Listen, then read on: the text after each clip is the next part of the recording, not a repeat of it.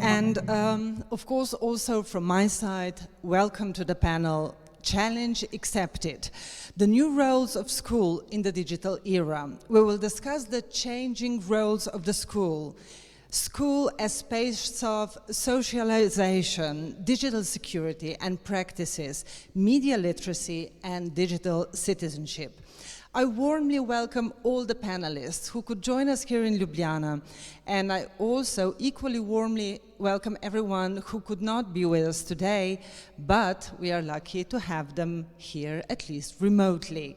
So our panelists for today's panel are, and I kindly ask them to join me on the stage, Kristijan Musek Lešnik, from the Council of Experts of the Republic of Slovenia for General Education and the chair of the Positive Psychology Center at the University of Primorska. Please, wherever you. Okay. Dan Podjed from the Research Center of the Slovenian Academy of Sciences and Arts. His research focuses on the relationship between people and technologies. Thank you.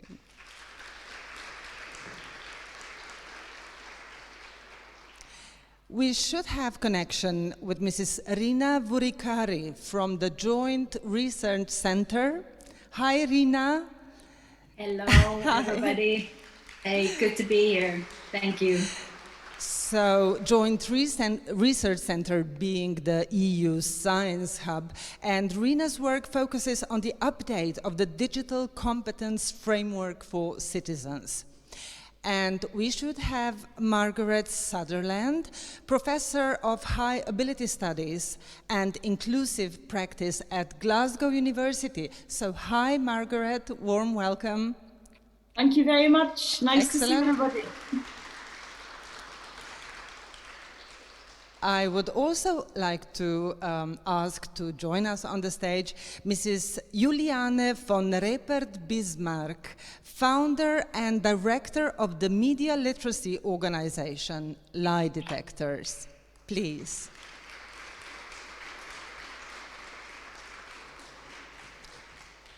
Great, so you could join us here in Ljubljana as well. Thank you.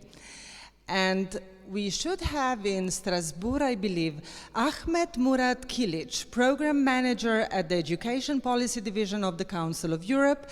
And Mr. Kilić specializes on the digital citizenship education. Hello, Ahmet.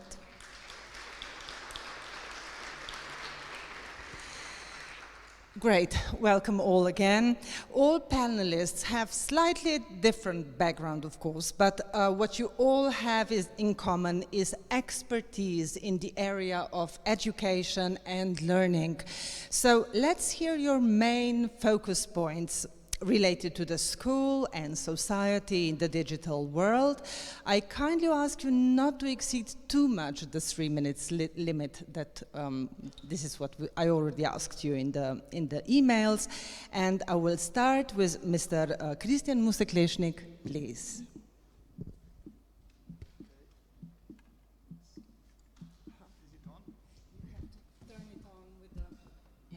Yeah, okay. Is it? Okay, so yeah, so based on what I've listened to till now, today, in sessions and in keynotes, I think we have some really important challenges ahead in education. So the first one I see is moving the students from being passive recipients of information to actually becoming active co-creators of knowledge themselves. The second challenge that I see is actually moving teachers from being people who actually transfer information to students to actually become or be passionate, motivating agents of the learning process. And this, of course, means that I think the first challenge would be, actually, I only bought a T-shirt with a label "one size fits all" once in a lifetime, and it was a T-shirt that actually nobody in my household could actually fit in well. So I think we should. The challenge is moving from one size fits all education towards personalizations and. Of course, digital tools are something that can be used here. And if I just can reflect on what Marty just said, I think it's really important that the main challenge might be to rethink education. We were so amazed from the times of enlightenment with the mind and reason and the brains that we kind of forgot that we are, of course, creatures of reason, but we are also creatures of emotions, relationships, and so on. And just this morning, we heard kids talking about hugs. Hug is an emotional experience, it's a social experience, it's a spiritual experience, and it's bodily experience as well. So I think we really should move towards what Marty was talking, building well-being in schools as well as building top-notch knowledge. Thank you. Just very brief question with a short answer, please. So how does one start doing that? Does it come on initiative of parents or professors or interested audience? How to move this process going? I think this is a process that actually must be done if you want to remain the schools in this important position of really key social institution. So I think it takes all the stakeholders. All the stakeholders, okay. Mr. Dan Podjed, please. Next 3 minutes are yours. For me, the biggest challenge is how to bring people back in touch, which is similar to what you said before. So I think we have become somehow atomized and individualized during the last year and a half, and somehow this ominous prediction of Margaret Thatcher from 1987 that there is no society, there are just individuals, men, women, perhaps families, but no society has somehow become true. And we have to rebuild the society. We have reset the society, this is the title of the conference, and now we have to rebuild it. And schools are instrumental here in rebuilding the society. It has proven now in this year and a half how important the school is, not only to transfer knowledge. I mean, children, students can learn from screens, from books, from audio books and so on, of course. But what you cannot give them is the ability to build a society through screens. This is something that is inhumane.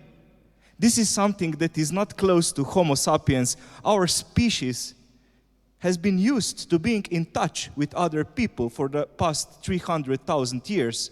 And we have never been, I think, so isolated in all this time. We have started to avoid each other. For example, when we greeted today, we didn't know whether to shake hands or to bow or to bump with fists, or we touched with our elbows. So we have started to make new techniques of the body. And somehow, perhaps this time has been very romantic in a way, because we have started to stay away from each other and missed the touch, like Romeo and Juliet, for example. They even told us, our government told us to put our hormones on hold because there will be time in the future when we will be able to touch again. And this was one positive aspect of the whole situation.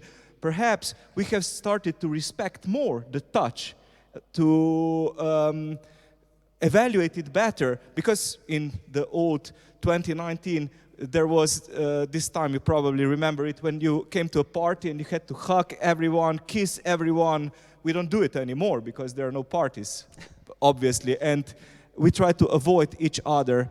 And perhaps this is one benefit, but still, we have to come together, and we start coming together in schools. This is the place where we get our friends for life, we get our partners sometimes for life, or at least we fall in love and we fall out of love. And we have to keep doing this as a society, and this is why we need schools, and this is why we need them physically, not only online. With or without COVID, actually, isn't it? I mean, Of course. even in the time before COVID, everything you mentioned was so relevant for the good. In school all for the times, future. but the problem is that I believe, and this is a bit worrying, that we have started to live in the time of permanent crisis. The crisis is ideal for the digital feudalism which is now being established. And this is the new period in time when we will spend 13 hours per day in front of screens, as we did in the last year during lockdowns, 13 hours per day, and not children, adults. So we have now here, we are on the crossroads of two human species, whether we will become human of the COVID age, Homo covidensis, or the thinking human, Homo sapiens, and decision is ours. I hope so. Thank you so much. Okay, Mrs. Riina Vourikari is with us now, and your 3 minutes are beginning now. Thank you very much, everybody. I would say that world has changed a lot. Of course, you asked whether society has changed. I'm not sure exactly how, but I would also like to point out that the internet itself has changed a lot in the last 10, 15 years. I'm noticing this very concretely today because, as was mentioned earlier, we're doing the update of European Digital Competence Framework for all citizens, where we define the skills that citizens should have to use internet. And the scenario nowadays today is very different from 2013 when this was first published. And these things are not only because of the pandemic, these are also because of the underlying model of the internet and monetizing it. And here we have what we have seen and keep seeing today are these excessive personal data gathering data about all your actions online. Previous speaker said we spent 13 hours online. Imagine just the number of data points that can be collected. Those can be personal data, they can be behavioral data about you, they can be also contextual data, location data from your phone, whether you're moving around or not. So all this data being used for personalization of services, of content on the internet through algorithms. We talk nowadays a lot about AI doing predictions based on your previous behavior, offering you suggestions.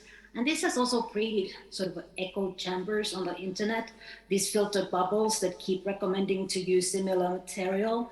And this is a very scary part of the internet that I personally would like to see changing in the future. So that's why I really admired the take of previous speakers also, that we are here to construct society, as is saying the title of the conference, to resetting education. Schools also as a places, of course, keep changing all the time. And our focus with the work that we are doing with the European Commission is moving a little bit from an individual teacher to school as an organization. They are places where people interact, teachers together with teachers, with students, students together, and so on.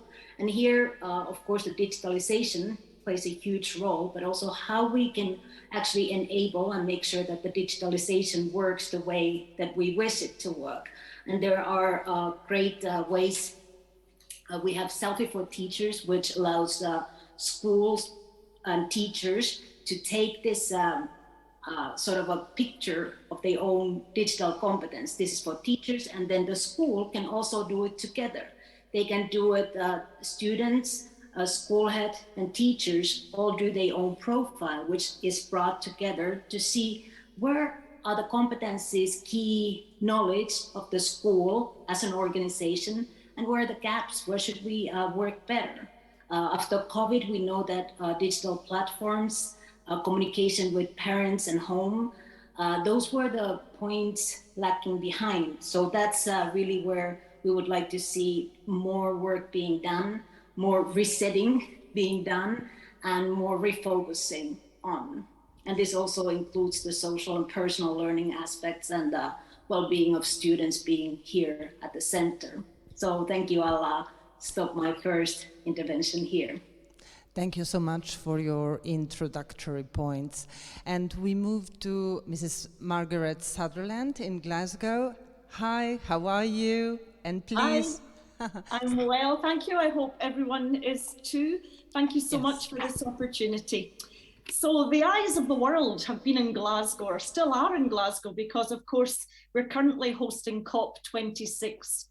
And one of the highlights of that conference for me has been hearing the voices of young people. They understand the urgency of addressing climate change. In the words of one primary-aged child who was at the Friday for Futures March, "Don't cop out, or we will cop it." They know they're going to be the ones living the longest with the consequences of inaction. Some of the most inspiring speeches that I've heard during COP26 have been made by young people. We need to listen to our young people, all of our young people, and not just those in the global north. The pandemic shone a bright and searching light on our world, and where there had previously been cracks, personally, maybe health, mental health, relationships, finances, or indeed structurally, economies, employment, systems, trade, to name but a few, that pandemic spotlight now reveals great fissures that are too great for us to ignore. And this is true in education. Whether we're thinking about the pandemic or about climate change, it's the poor and the marginalized who bear the brunt of these difficult situations. And I would argue that unless we put inclusive principles, inclusive pedagogy, and inclusive practice at the heart of what we do, be that face-to-face or digital, then we're unlikely to change the inequalities and inequities we see across our planet. When talking about inclusive education, UNESCO said, while the nature of these challenges varies depending on country or location, a shared concern is for learners who are vulnerable to marginalization or exclusion, such as those from low-income households, refugees, living in conflict situations, as well as those of ethnic and linguistic minorities and Indigenous backgrounds and children with disabilities. Every single one of those categories mentioned refers to children and young people sitting in schools in my country. How about yours? In June 2021, UNESCO posed 3 questions as it considered inclusive teaching and learning for educational recovery. What teaching practices can ensure that all children and young people are included in schools as they reopen? How can teachers be supported and empowered to develop these practices? And what are the challenges faced by teachers and school leaders, and how can they be overcome? Listening to the voices of teachers and young people to develop ways of working that include rather than exclude is crucial as we move forward. A recent UNESCO report states teachers need to be more recognised and more highly valued. They are essential participants in defining the futures of education. And to conclude, a highly able 9-year-old said to me just last week, "Oh, I just wanted back to school. I just wanted to see my friends. I missed them." We will only reset education and training in the digital age if we put humanity and compassion at the heart of any reset. Education is not a competition. What are these international league tables about? And education should not be for profit. It really is for us all. Voilà. Thank you so much. And Mrs. Juliane von Reppert-Bismarck is with us on the stage, please. Working? Yes, excellent. So first of all, thank you so much for the very kind invitation to Ljubljana. It's actually my first in-person conference since March 2020. It feels quite odd. But to answer your question, so I started in 2016 an organization called Detectors, and what we do is something very practical. Our concern is disinformation and the damage that it does to our well-being, seeing as we've been talking about well-being, but also about democracy.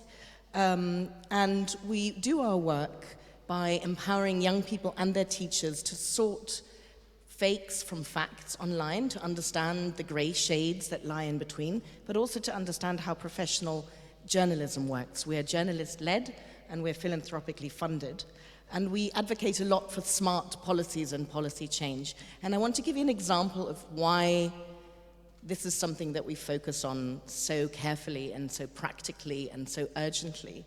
It is when we walk into classrooms, either in person or since the pandemic, via video conferencing, and in recent weeks, wherever we can, in person again, while we still can, the children walk up to the journalists and they ask questions like these. They say, "Is it true that wearing a mask is bad for my health? What shall I do if my aunt sends me a chain message telling me to forward it because Bill Gates is going to implant a microchip in my arm when I get vaccinated?"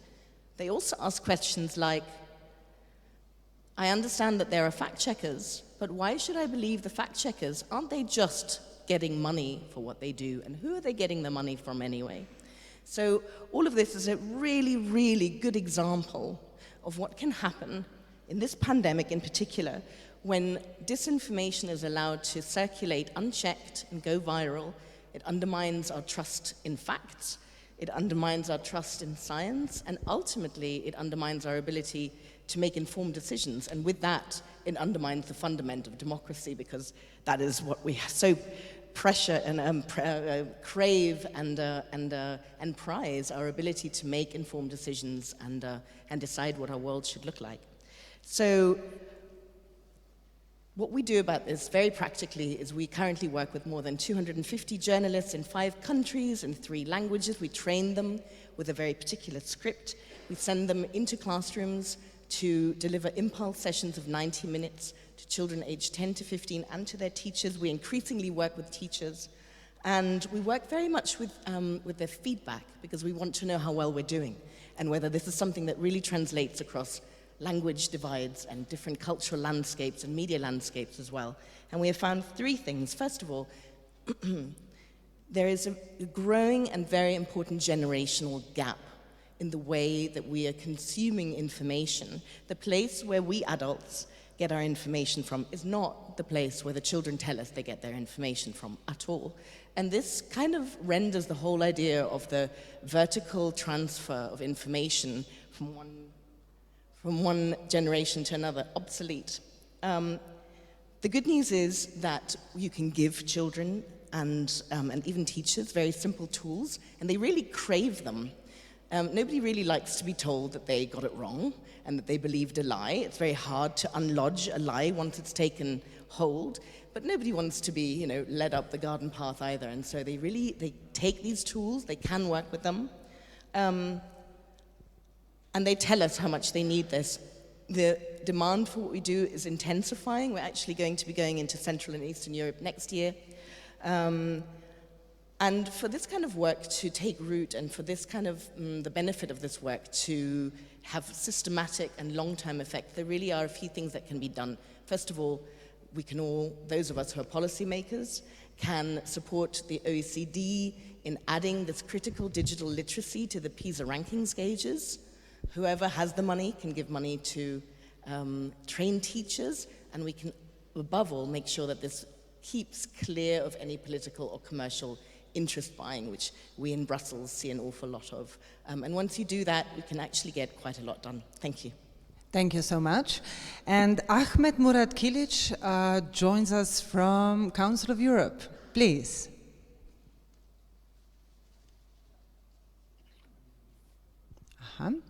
We have slight technical problems, but maybe they are just very simple. I'm sure this could be sorted in a second.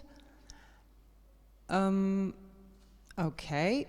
Could you just speak Could you speak on, Ahmet, just a little bit so we see whether we can hear you?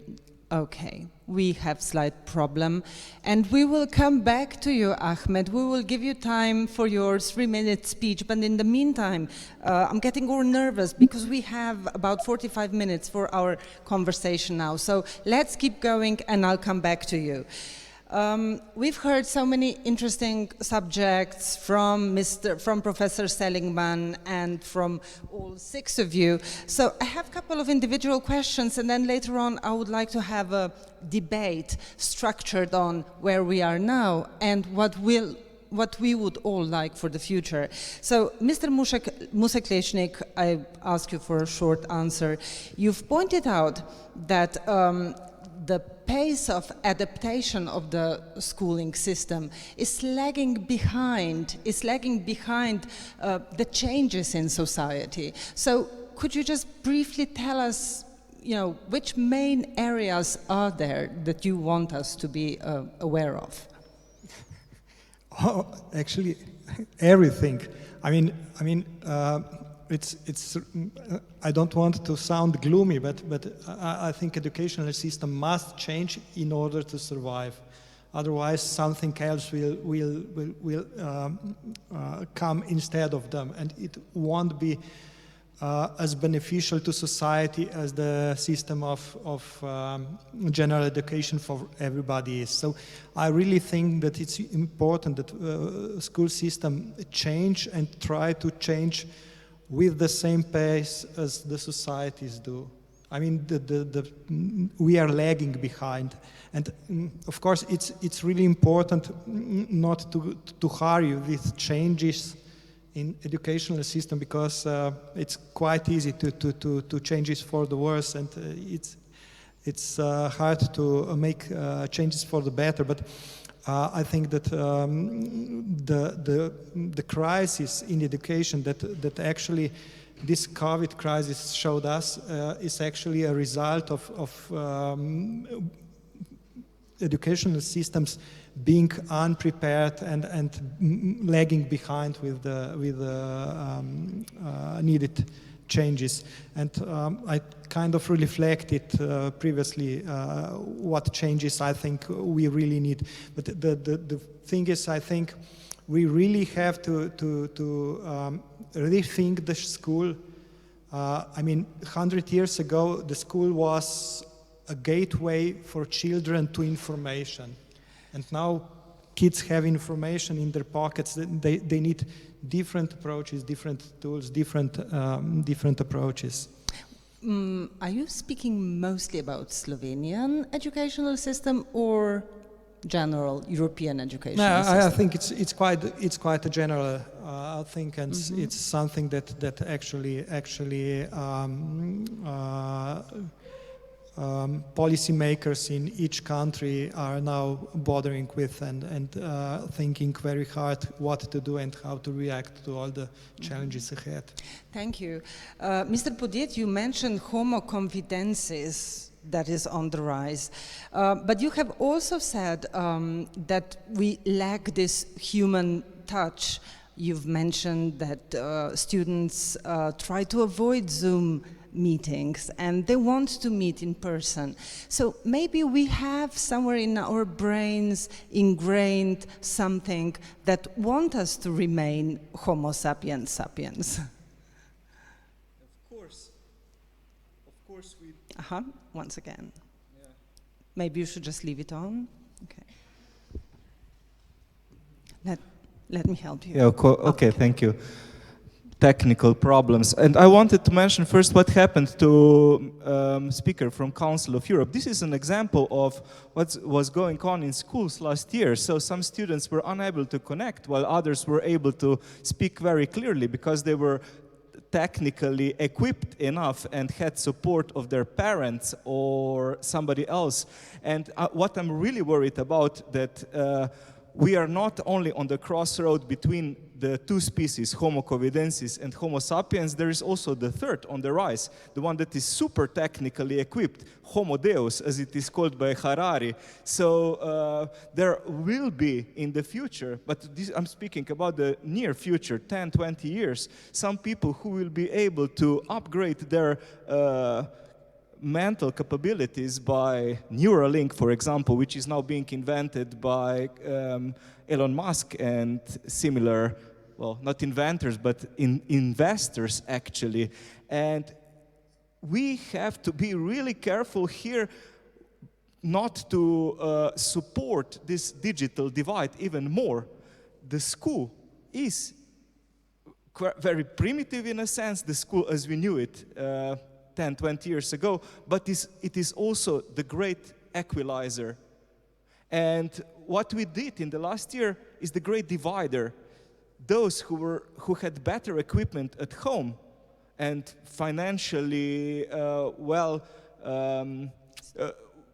done parents, those students were able to get more knowledge, while others, the majority, somewhere were unable to get the knowledge. And University of Cambridge did a study in the Netherlands about the progress of children during lockdowns, and what they found out is that on average they got nowhere. So, but it's not true that nobody got nowhere. Those children with richer parents, who were technologically more equipped at home, progressed, and those who didn't have this possibility lagged behind. And this is something we should prevent in the future, or at least keep in mind when we speak about the so-called digital transformation. I'm really worried about this word digital transformation, because it promises us some kind of utopia in the future, as if we will be all transformed into some kind of superhumans. Well, most of us will remain Homo covidensis in front of screens, being the workforce or even servants of the very few people who will be Homo Deus. Digital feudalists. Digital feudalists, yeah. I mean, this is something we should keep in mind when we build schools for the future, because this is the fundament of society, and we should here really keep equal opportunities for everyone if we want to have digital democracy in the future. Okay, this is also really good starting point for Ahmet at Council of Europe, who specializes also in the digital citizenship. So maybe Ahmet, if you can hear me, I'll try to hear you. Can you hear me now? Excellent. You have your 3 minutes, and you've heard our discussion so far, so maybe you can already get into with some of your observations into what was said so far here on the stage, please.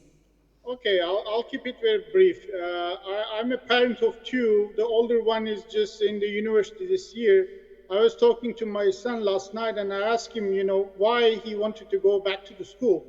And he said, he wanted to socialize, interact with peers and teachers, and get motivated.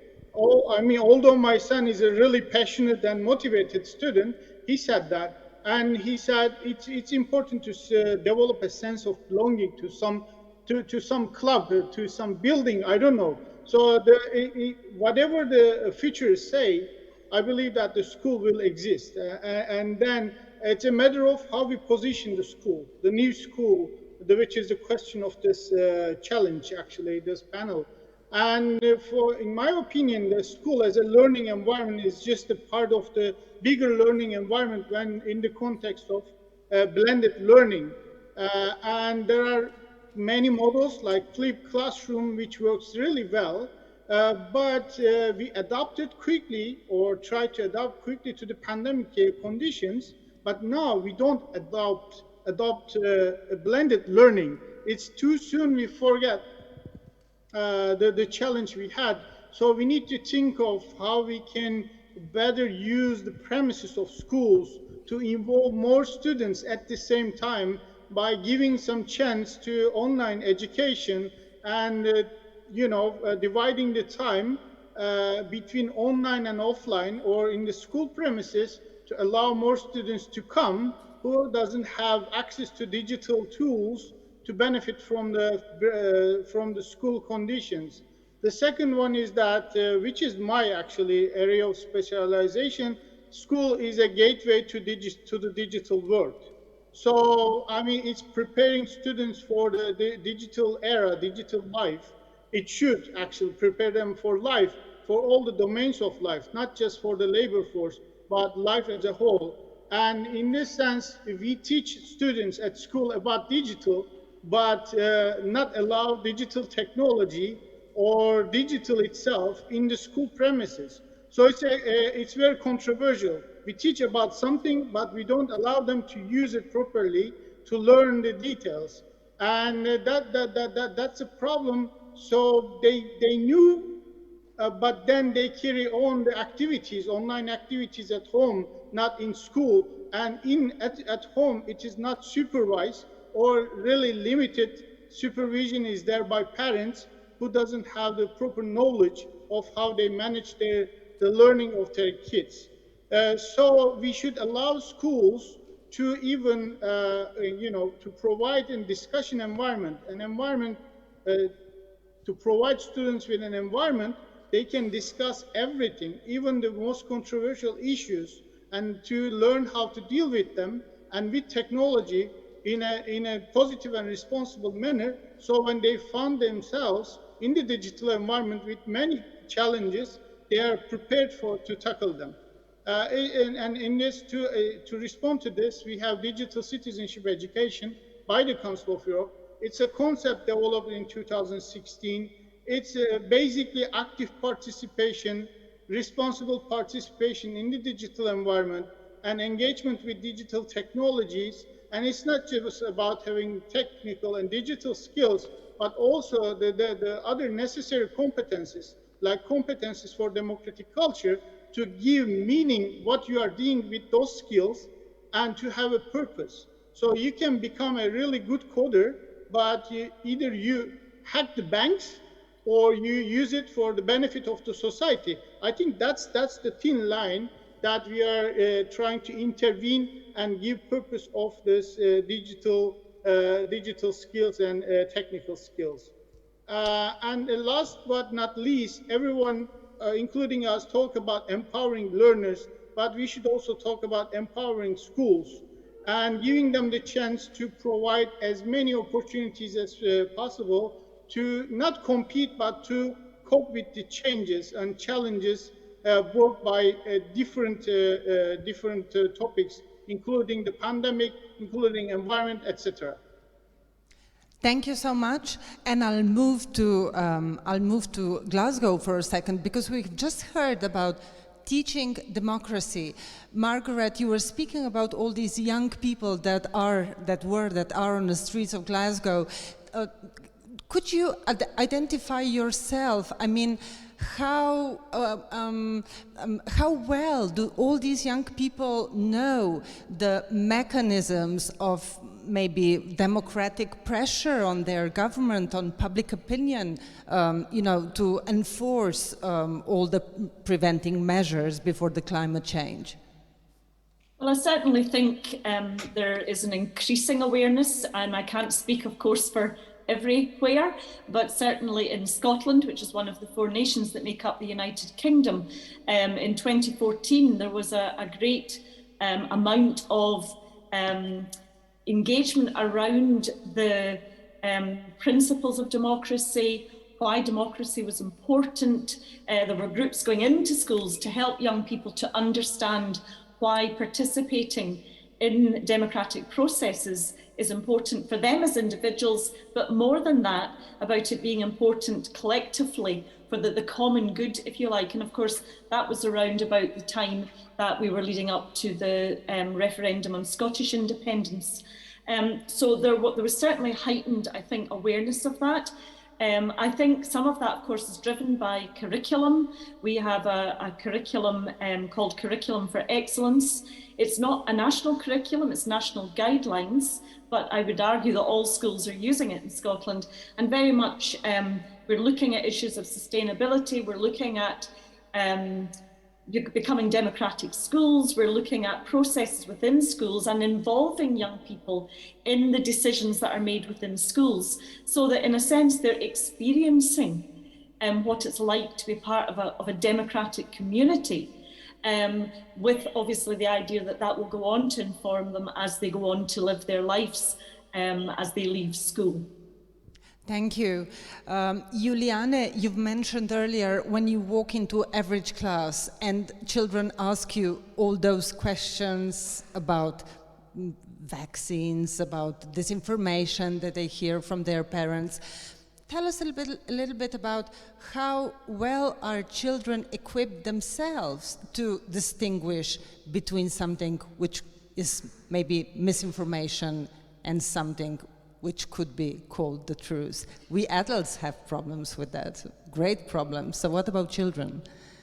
That's a really great question, and I could talk about it for several hours, but I won't. Okay, you have about a minute and a half. So children have a really natural affinity for the internet. That's not surprising, right?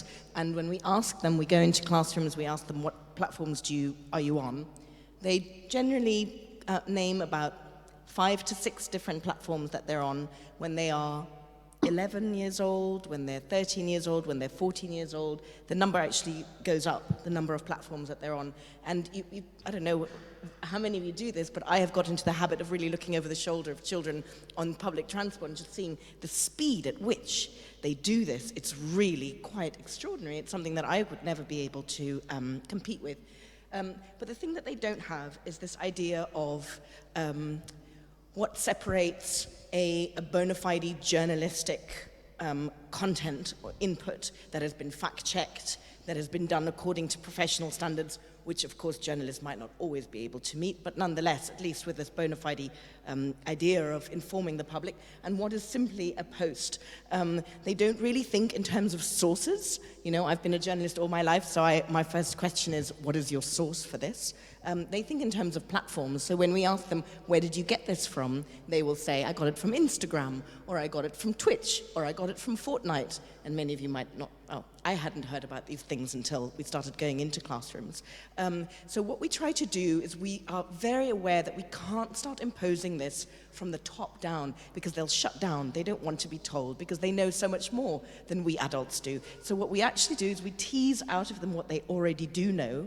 So we ask them, we show them this information and we ask them, what is this? What do you call it? And especially the young ones don't come with words like disinformation or manipulation or propaganda. They'll come with words like, this is cyberbullying, miss, or this is clickbait, because every young kid now knows you can make an awful lot of money out of sensationalist content, right? And what we do is we really tease out this idea that you can influence opinions online, and that you can make money online. And we use that knowledge from their digital playground, which they have, and where they are running around so freely, and move that onto the world of information, so that they can use the tools, the knowledge, the innate knowledge that they already know, that they can influence somebody online by posting an ugly photo of somebody they've had a fight with, or that they can, grab attention. They can use that then to start sorting information, and that makes them want to do it as well. If you let them use their own words, their own tools, you can go a long way. You also have to keep it light. We've learned that we can't come at them with immediately talking to them about refugee policy or religious tolerance. These are adult themes. We need to grab them where they are. We need to find them on WhatsApp. We need to meet them on Twitch and Discord. Mm-hmm. And when we do that, then we can give them the tools, and then they progress incredibly quickly. And in the best case scenario, you will find a child in the end explaining to a teacher in a classroom setting how these things actually work. And that's when you're really getting somewhere, when it's both ways, that learning is coming both ways. Mm-hmm. But what you're saying, this is something that should really be ingrained in the basis of European educational system, well, of the world educational system. I'll ask this question to Riina in European Research Center. how much of those recommendations that we've heard from Juliane, from Kristijan, from Dan, from Ahmet are already there when we talk about European educational policy? Thanks for that question. Most importantly, from the European Commission's point of view, education is really done at the national level. So there is nothing that the European Commission could come and say that has to be there. So we work really on recommendations, and we work on soft decision-making procedures, like a council would make a recommendation about something, or Commission makes a proposal, like now Commission has a proposal on digital education action plan. And part of that is really upskilling both teachers but also students about misinformation. There's a very important action on that. We are all worried about democracy and the effects of the previous years on that. So we're working exactly on misinformation, disinformation. There's an expert group right now who's putting together also guidelines, a little bit more looking also the other work that is being done at UNESCO, great work on that front. And so joining forces there, pulling together, talking in the same ways from all channels towards decision makers in national and regional education about the importance of misinformation and disinformation, and this kind of lie detector idea being more critical. Still, we don't want to create a skeptical world, so that there's definitely balance there to be done. Also, the digital education or the digital competence framework that I was previously talking about, within that one we are really focusing on a little bit the knowledge how algorithms work on the background, creating these echo chambers so that users are more aware, a little bit like what was previously said about this making money on the internet, about the clickbait and so on. So once people are more aware of this kind of mechanisms on the background, they are also more aware how to tweak and how to work around them. So even if the DICCOMP framework is not a book of tricks, but there's a lot of good sort of a basic knowledge behind that can be then turned into this kind of classroom activities that where the knowledge goes both ways. So those are really at the heart of the European Commission actions in terms of digital education action plan. And I also wanted to say it's not only for schools, but this digital upskilling and understanding is really an issue for citizens. We have adults, we have parents. We realized during the COVID pandemic that more than a quarter of European adults living with children in the households with children don't have proper digital skills. They're at the low level of digital skills, no digital skills. So one, of course, they can't help their children in learning, but that is not only a question of skills. It might be that they are also lacking the study skills, the learning to learn skills.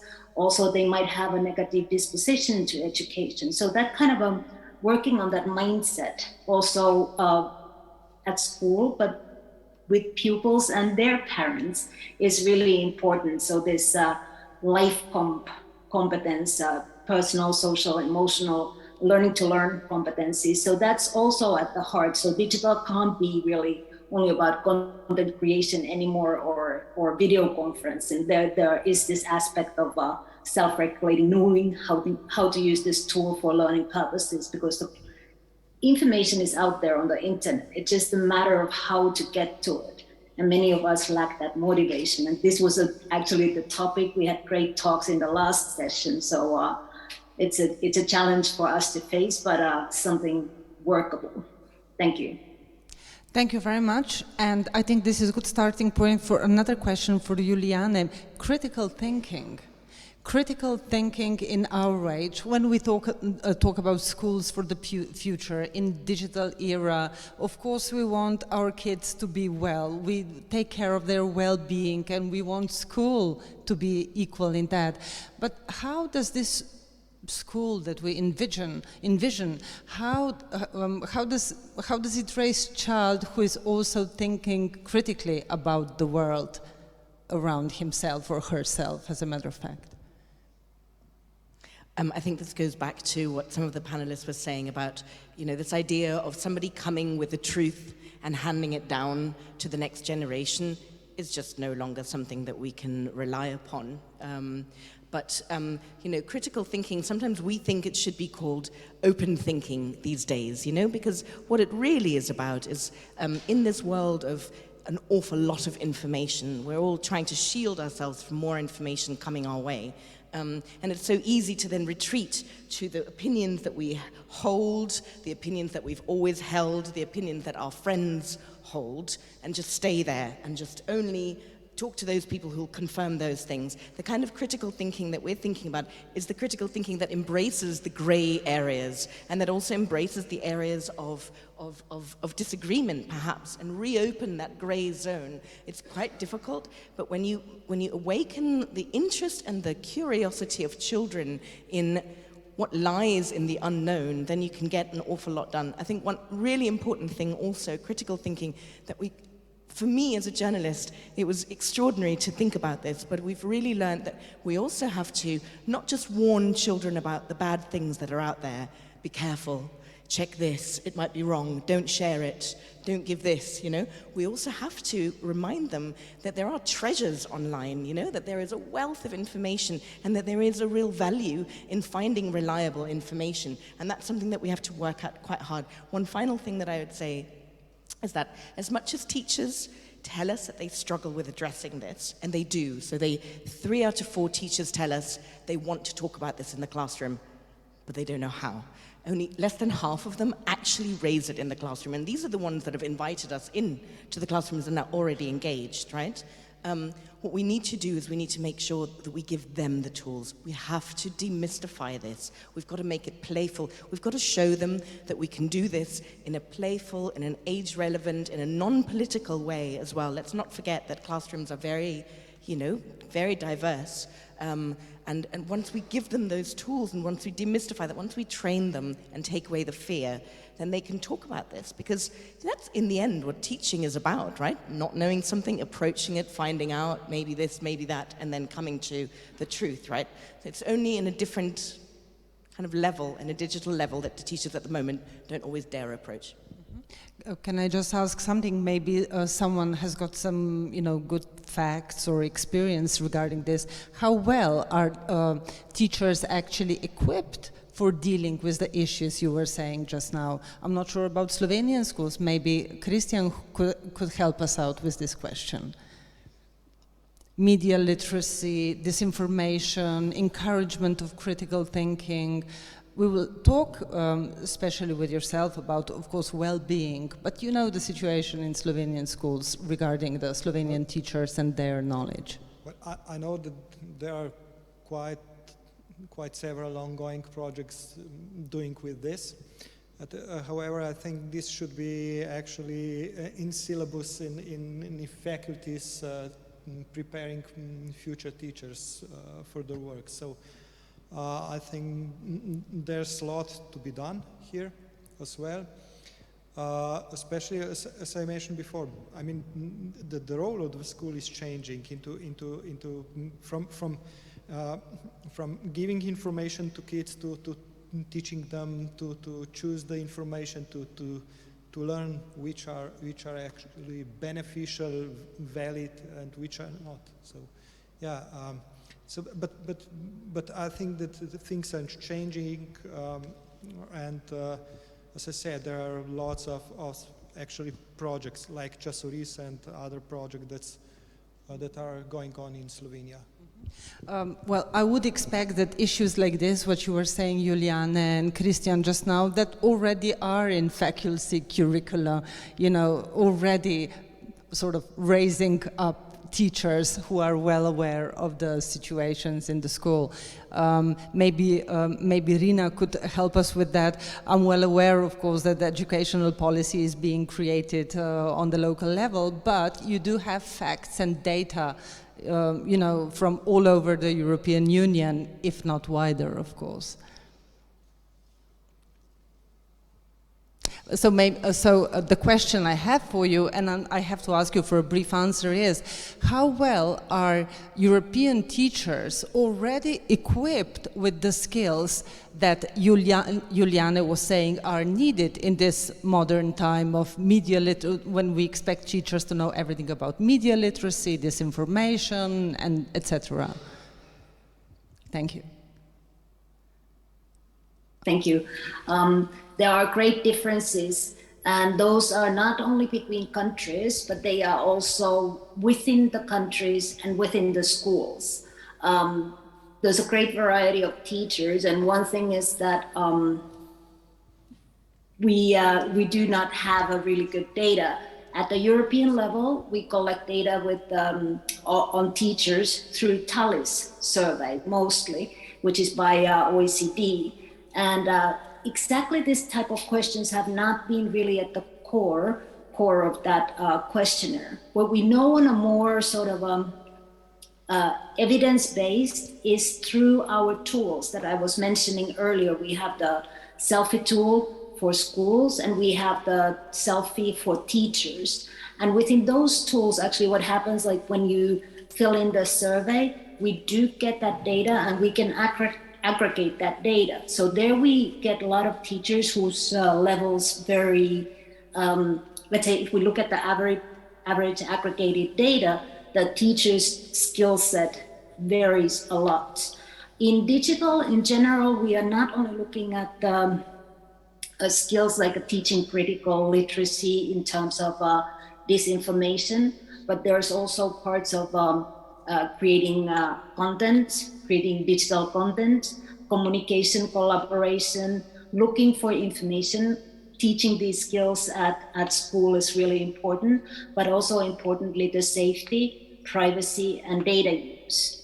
And I can only tell you that it varies a lot, and this is a great challenge, but like through many of the actions that I mentioned already earlier, and through the resilience funds also now that the Commission is putting into this, upskilling of teachers is also at the core. Rather than really measuring how they are doing, we are using this tool, this self-reflection idea.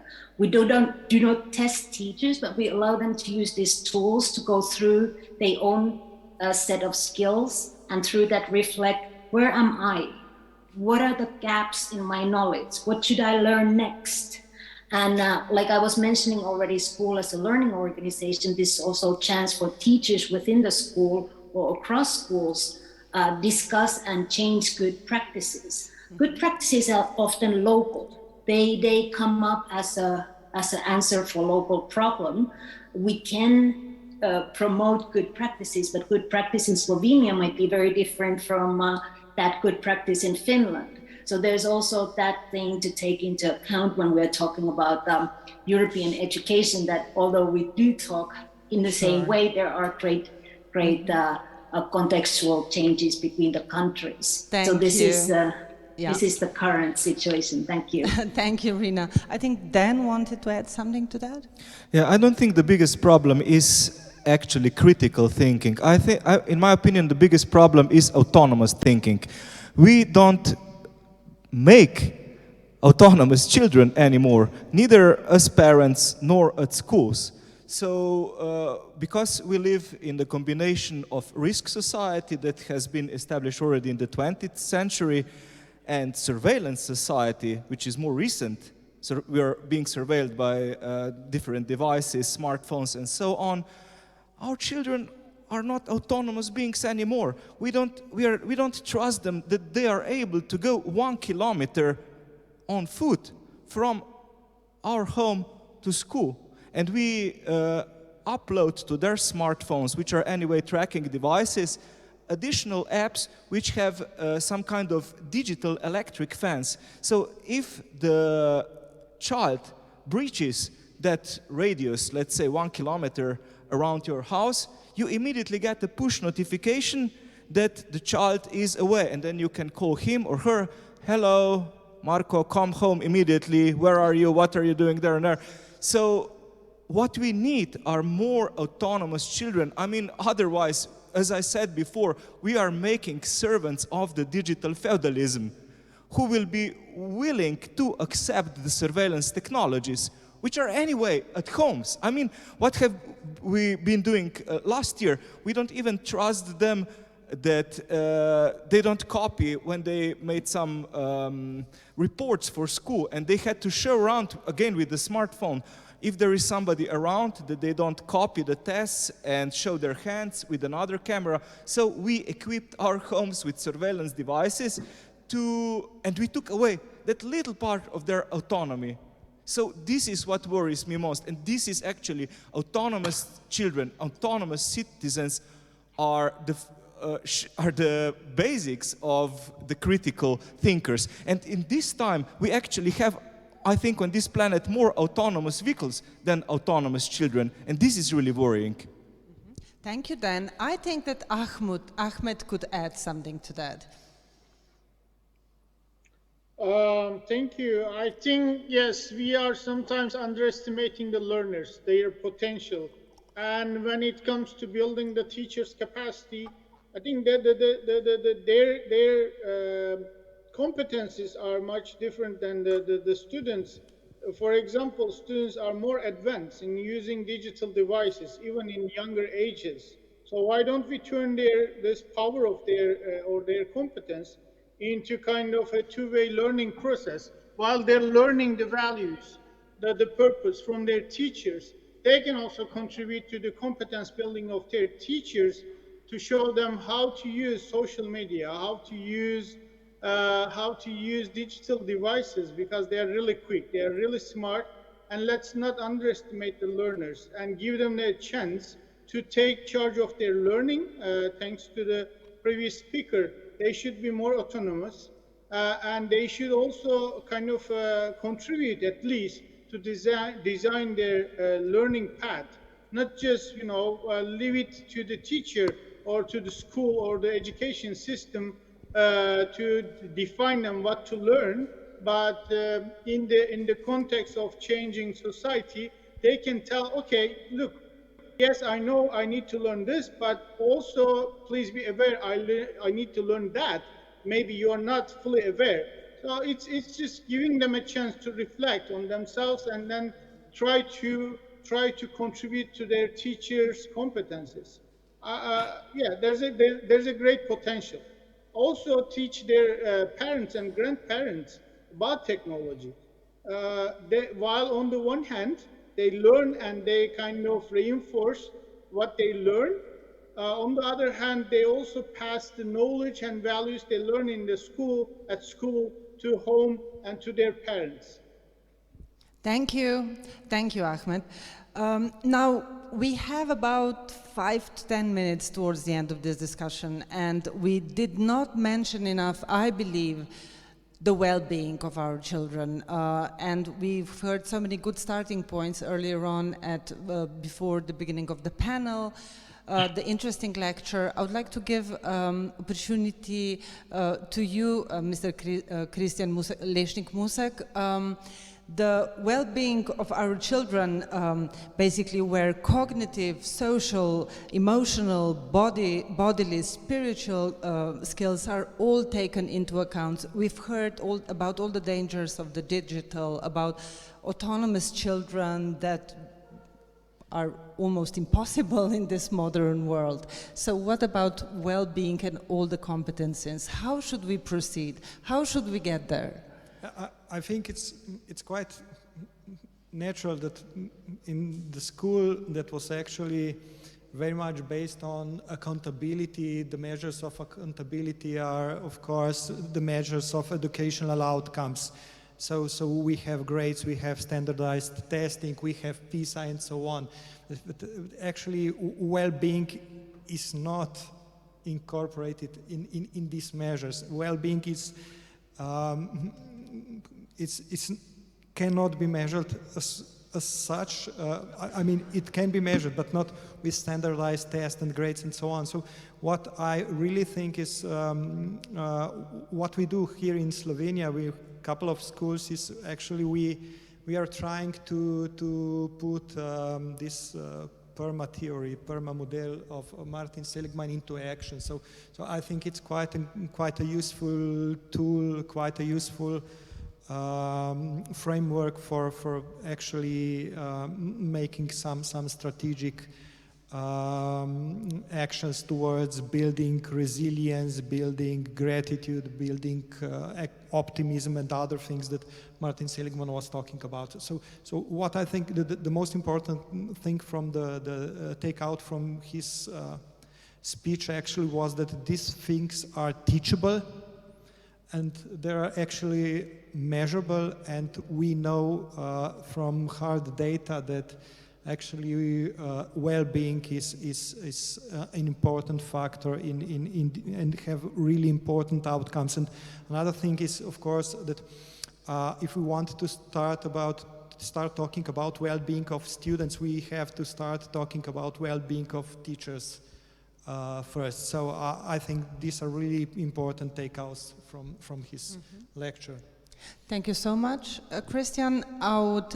Since we really have about 5 minutes, Margaret, you've mentioned inclusiveness of the process earlier on, and let's not forget the school we are talking about nowadays is also the school of the migrant children, about children coming from different LGBT communities. Let's not even name all the identities that come into account. How well are all those social groups included into the schooling system that you know? Well, I think there are many groups, and I think you're right, there are too many to mention. And I think rather than deciding which group is in and which group is out, we need to really look at what are the things how do we make a school inclusive? And for me, it comes down to thinking about pedagogy, about practice, about content, whether it's face-to-face or digital. We need to think how we approach this. There's a few things I think we haven't mentioned yet this afternoon. So, for example, the values and beliefs of our teachers. We have something in Scotland called the Framework for Inclusion, National Framework for Inclusion, and it's based on helping teachers from pre-service right the way through till you're retiring to think about the values and beliefs that they have about learning and teaching in young people, about professional knowledge and understanding and the professional skills and abilities that they need. So I think we need to think about the values and beliefs of teachers as well as of our young people. I think too that we also haven't mentioned much about poverty. And I think we cannot make our societies and our schools inclusive if we don't start to grasp and grapple with some of these really hard issues. And you've mentioned migration. As we look at the world and at the populations moving, they are moving, they're going to continue to move. So I really do think that we need to focus on the things we know from inclusion, from inclusive education, through pedagogy, through curriculum. Those things will help us create an inclusive, a welcoming school where everybody has a right to be, not just a right to be if you fit these criteria. Thank you so much, Margaret. Okay, the title of this panel was Challenge Accepted. And what I propose us to do, since we don't have time for the concluding remarks, let's do something similar to what Professor Seligman was doing in the beginning. So I had 2 words written here, which he asked us to do. That was happiness and facts and submission. Let's do something similar now. So when we leave this panel and we are talking about transforming the present school into the school for the future, what are 2 things that you would like the decision makers to do when we come to the schooling system? And I'll start with the previous order, so I'll ask Kristijan in the beginning. 2 words, and then we have to leave the stage. 2 words. Well-being, is it 2 words? Or 1 word. Well-being and autonomy. Thank you. Dan? Okay, it will be 5 or 6 words, but anyway. By 2030, we will have on this planet from 25 to 100 billion smart devices and 8 billion humans, and what I want is more smart humans. I think we're too obsessed with the idea of happiness. I mean, we need smart humans. This idea of happiness reminds me of Thomas Huxley's novel Brave New World, and I think it's a delusion, actually. So, the two words, smart teachers, smart parents, smart children. This is what we need for the future. Okay, I excuse the extra words since they needed context for those three. Riina, please. Thank you. My word would be learner agency. I think everything else follows from that, the well-being, the critical thinking, the good other terms, autonomous learners that we mentioned before. So learner agency, having schools supporting that would be really important. Thank you. Margaret. I'm stuck between two words I used in my talk, which was Okay. humanity and compassion. Since you are in Glasgow, you can have 4. Oh. Well, I had humanity and compassion in my talk, and I still think we need to keep those at the heart and center of what we do, but also inclusion for all, which is 3, and with that I'll stop. Thank you so much. Ahmet, please, at the Council of Europe. I would say the human qualities that many other speakers mentioned, there are really some other things we should concentrate rather than this, cognitive and other skills. But the qualities we need, what mattered the most during the pandemic, like solidarity, like empathy, like compassion, like thinking of others, responsible shopping, etc. Many other things we should introduce or focus on. Thank you. Thank you, Ahmet, and kind regards to Strasbourg. Juliane, please, your 2 words. That's so difficult. 2 words. I would say incentivize the teachers. Listen to what they need. Like you were saying, you can't just heap more work onto teachers. We've got to incentivize them and make them really want to do it by building this into things like the PISA rankings of the OECD, and there are steps underway right now, so good things are happening. I love what Murat was saying about solidarity as well. While we're waiting to train the teachers, count on the civil reserve that is out there. The European Union has recently said journalists should go more into classrooms to do this in the interim while we're fixing this problem. And there are people out there, all we need to do is make connections and break silos. Thank you so much to all the panelists here on stage and to everyone who joined us remotely. This was the panel, School and Society in a Digital World. Thank you for listening.